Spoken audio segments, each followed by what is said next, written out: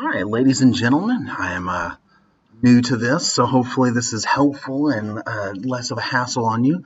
But I'm going to be reading each one of these. Will be a short video of one page each, and that way you can pick out the specific one you want. Hopefully this will help you be able to get through this a little bit easier if you're not a big fan of reading. You'll still have to take the time to go through it, but maybe I can help you out and make it in video. Our first unit of the year that we're going to be getting in depth is actually Unit 2, because Unit 1 is over how to think like a historian. So primary sources, secondary sources, we will have talked about this in class.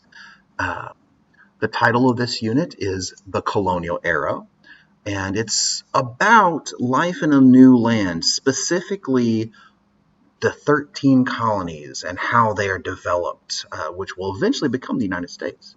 The time period we're looking at is, generally speaking, 1587 to 1763, and this unit focuses on European exploration and colonization, especially the British colonies in the Americas, how the physical geography of America affected colonial development, the religious and social patterns of the colonies, and the creation of representative governments in the colonies. Also important is the impact of the Mayflower Compact, the Fundamental Orders of Connecticut, and the Virginia House of Burgesses on the growth of representative government. So those are things that we're going to be going through. Those are, when you're studying, I would focus on those things. Those are the really important things. They're going to have long-lasting effects. Although there is a lot of other stuff we will cover, and any of it could be on your test. So let's go through some vocabulary. Our first vocabulary word is exploration. And exploration is defined as traveling to new territories for the purpose of discovery. Colonization, which would be defined as state-sponsored, that means paid for by the country, by the government. So it is state-sponsored settlement of people to new territories, new lands. Mercantilism, I want you to pay very close attention to this. We are going to go into deep depth in this. It is a very important word, and it is historically a very difficult concept for students to grasp. It's not impossible. You will absolutely be able to do this, and you will learn this. But it can be a little on the complicated side if you let yourself get confused. But it's relatively simple. Mercantilism is an economic policy, so it is a plan by a government or people on how to make money. So it's an economic policy where colonies serve as a source of raw materials, stuff you can use to make other stuff out of, to increase the wealth and maintain a favorable balance of trade for the mother country. Mother country would be the country that starts the colony. Like England started the colonies in America, the 13 colonies, which will eventually gain their independence and become their own country called the United States. So the mother country would be England, or Great Britain, as it's also called, and the 13 colonies would be the colonies they started. So, representative government.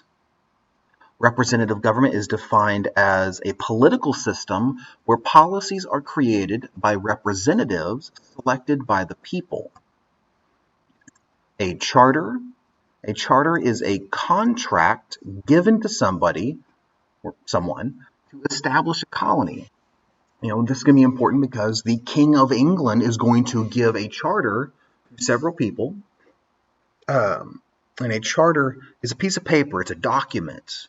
So the king gives this document, this charter to people and says, I am giving you permission to go to the 13 colonies, which I, the King of England, own.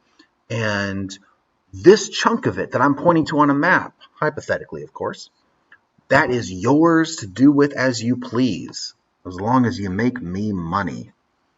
Plantations. A plantation is a giant farm. It is a large agricultural enterprise. So it's a business. It is very large. It takes a lot of land, and they grow things. So it's a large agricultural enterprise where crops are grown for sale. This is a very important one because later on we're going to discuss how chattel slavery was developed from an older version of slavery and how it got really bad. And a lot of that stuff was happening on plantations. And our last vocabulary word is region. You should know this one from last year in 7th grade. It is a geographic area that shares similar characteristics with itself. So one part of that region is very similar to another part of that region. An example could be coastal plains of Texas, which you should remember from last year. The geographic similarity that it has is that it's on the coast. So there's a lot of beaches. I hope this is helpful, and our next one is going to be the feudal system. So I'll be reading that to you pretty shortly. Thank you.